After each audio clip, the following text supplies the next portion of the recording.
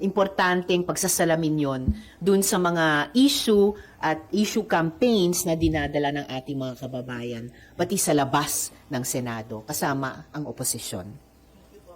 Raymond, tapos si Gilmore, kasi Ma'am, dito ako kay Alice Guo kasi Yes. yung Manila RTC naglabas ng decision in favor, parang naayon doon sa naging recommendation ng inyong committee. So, what does it tell after itong nangyaring ito?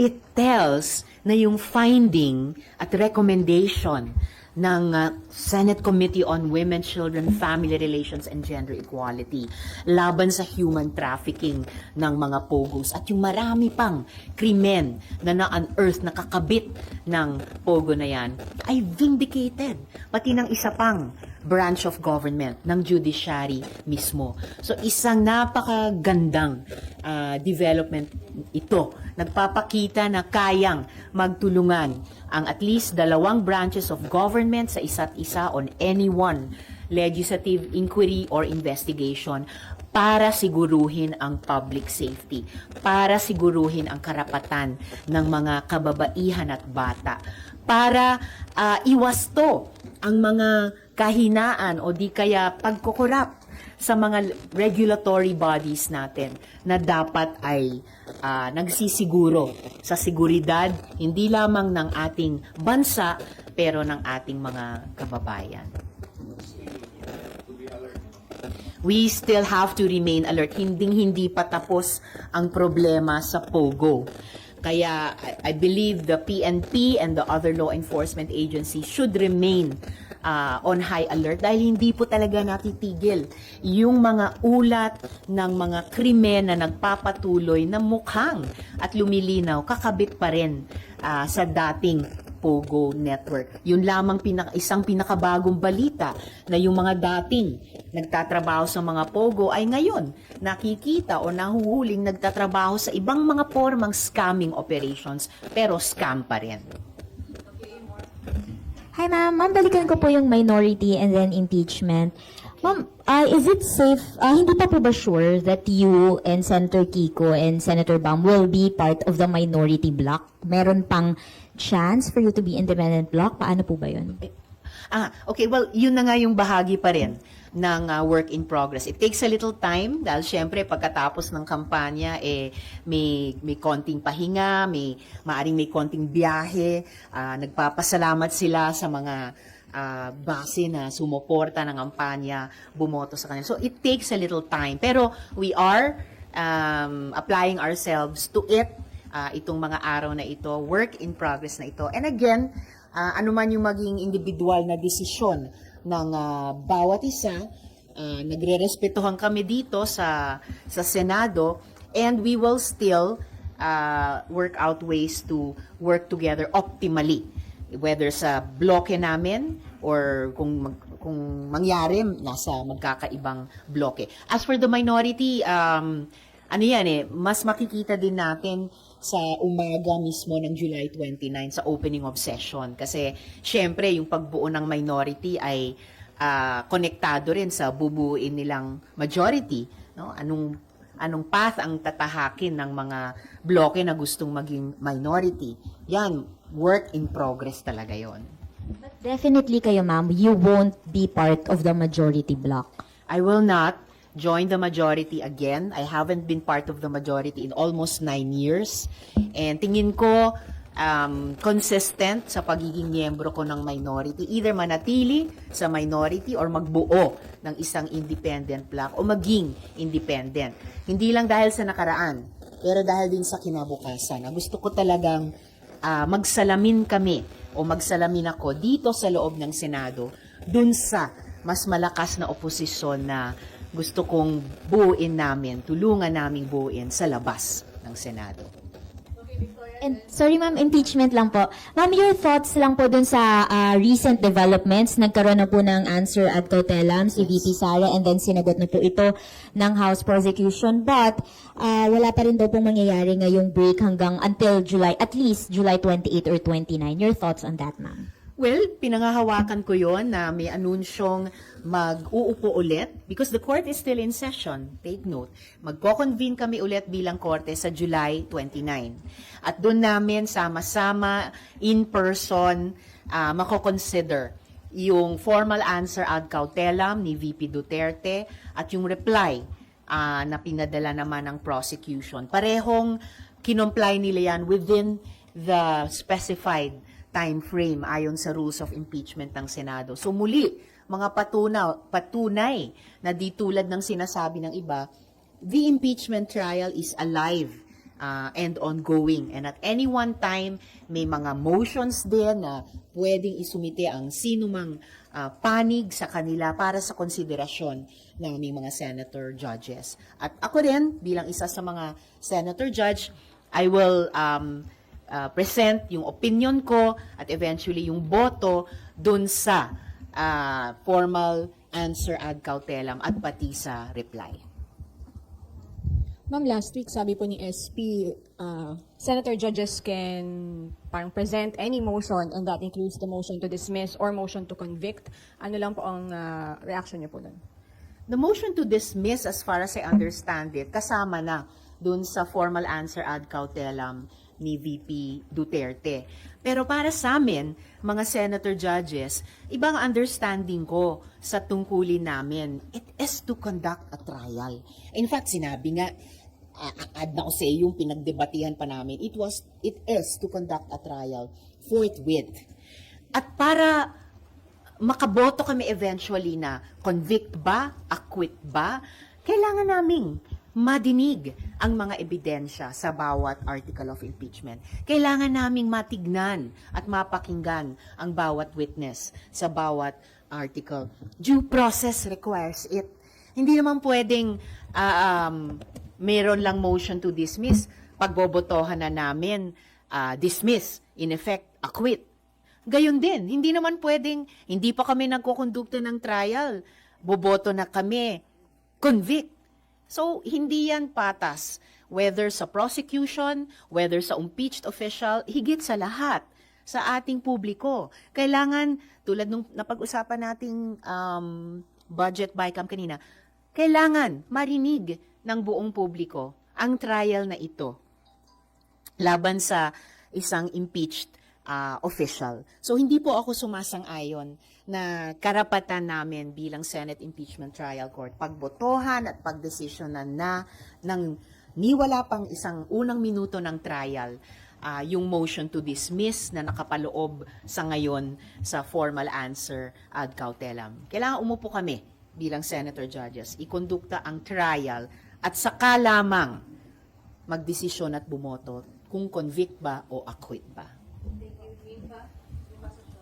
Ma'am, babalik lang po ako kay Alice Guo. Isa po sa sinabi ng Manila RTC na Chinese nga po si Alice and Yes. avoid yung kanyang pagiging mayor. Yes. Paano po balak nyo rin po bang imbestigahan yung ibang mga posible pang Chinese na nasa government din ngayon since napatunayan ng isa yung ating yung judiciary? Wala pa namang dinadala sa aming reklamo, whether ng mga law enforcement agencies o mga victim survivors ng POGO or iba pang mga illegal na economic activities na pinatatakbo ng mga Pinoy kuno, yung pala ay mga dayuhan. So, gano'n naman nag-ooperate ang investigation, di po ba? May casus belli, may reason for investigating, kundi naman motu proprio ng komite. So sa ngayon, I hope na yung ginawa naming investigasyon kay Guo Huaping at yung desisyon ng korte tungkol sa kanya na kambal ng aming findings at recommendation ay magsilbing object lesson para sa iba pa na either sila mismo ang nagpapanggap na Pilipino or yung iba nating mga kababayan na kasabwat ng ganyang mga peking local government officials. Okay, next, Myla. Ma'am, balikan ko lang yun doon sa minority leadership. Hindi niyo po ba tina-target yun, ma'am, in the 20th Congress? Well, gusto ko man, ngayon pa lang may bloke na ng mga kasama kong senador na mas marami na ang bilang.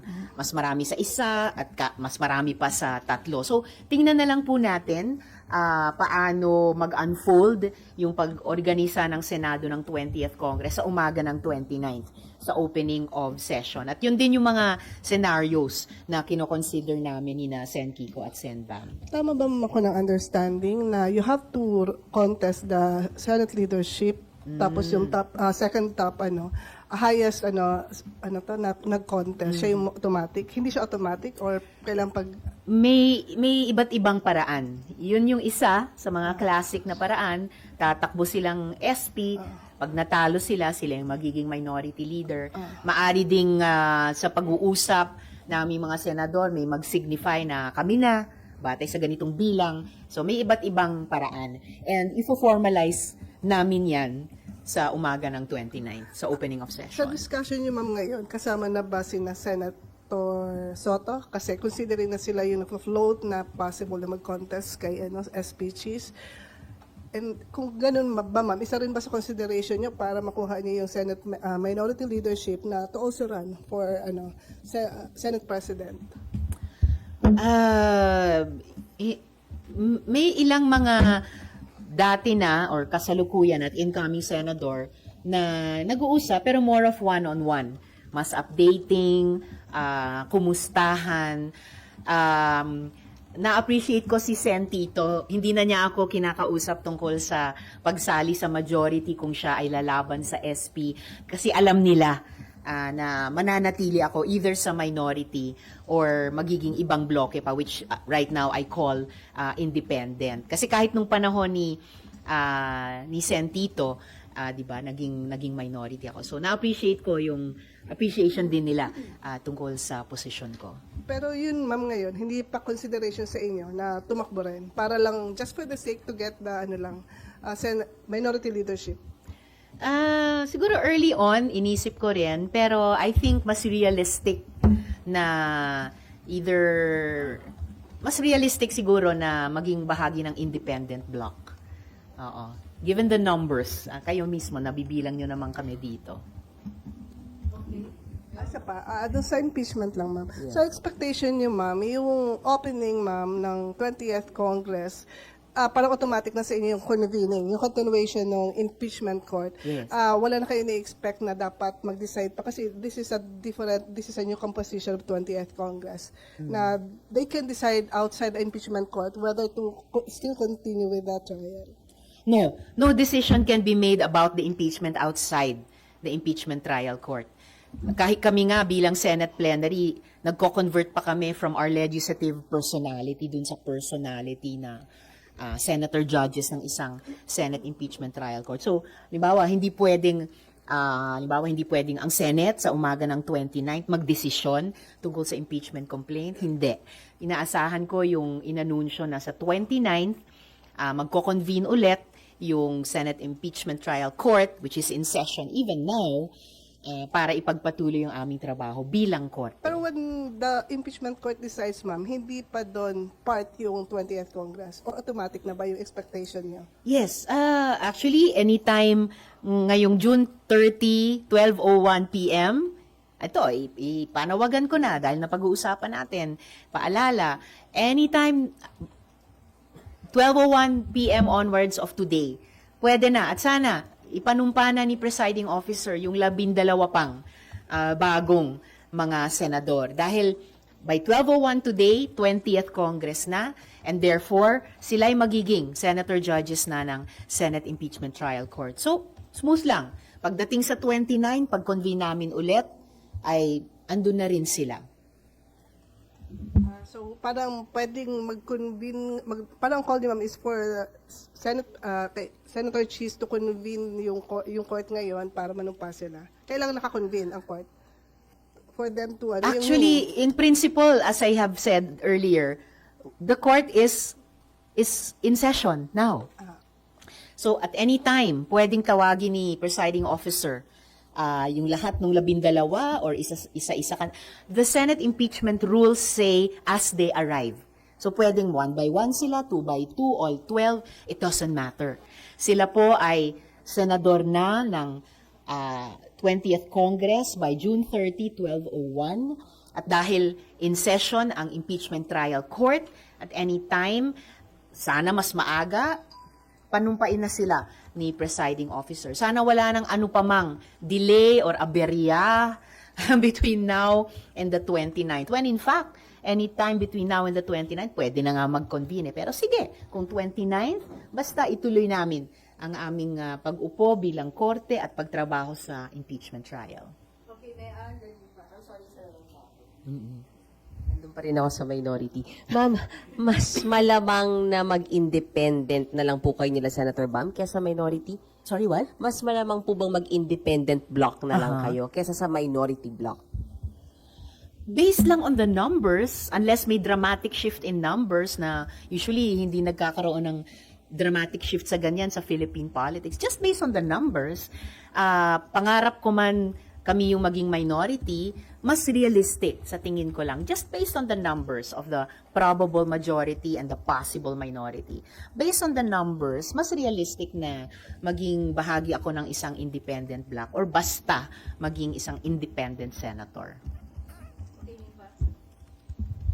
Ma'am, since magbubukas na yung 20th Congress and magfa-file na kayo ng mga bills niyo, ano po Yes. yung mga priority bills? Okay, excited ako na mag-file at refile ng mga bills, lalong-lalo na para sa ating mga manggagawa, mga senior citizens at saka mga kabataan. So, kasama sa mga top 10, 20, 30 priority measures namin,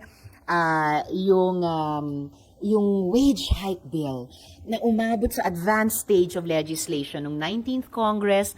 So kaagad i-refile and per Senate tradition dahil umabot sa advanced stage sa 19th Congress, inaasahan kong maaga namin maipasa sa 20th.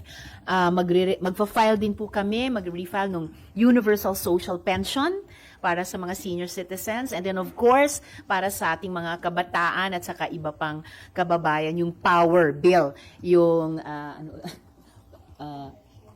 protections for online workers, entrepreneurs, riders, and at raketera, at iba pa, power bill. Yun.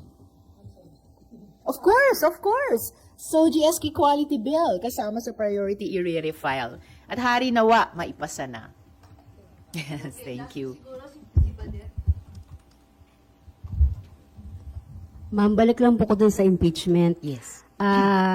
You're hoping na sana po mag-take na ng oath yung mga new set of senators as senator judges. Gaano po kayo kasigurado na magko-crossover sa 20th Congress yung ano? Kasi may nagko-question na hindi siya pwedeng tumawid sa 20th Congress. Gaano po kayo kasigurado? Ano pong pinanghahawakan yung principle para ito yung makatawid, maka-crossover sa 20th Congress po? Pinanghahawakan ko yung mga Supreme Court rulings na ang impeachment ay non-legislative function at yung non-legislative functions ng Senado ay hindi apektado ng legislative calendar ng Senate. Pinanghahawakan ko kahit yung condition, isa sa mga condition nung mga bumoto na i-remand yung impeachment complaint sa House of Representatives. Dahil pangalawang condition nila yung kailangan mag-certify yung House of Representatives of the 20th Congress that they are willing and ready to continue prosecuting the impeachment complaint.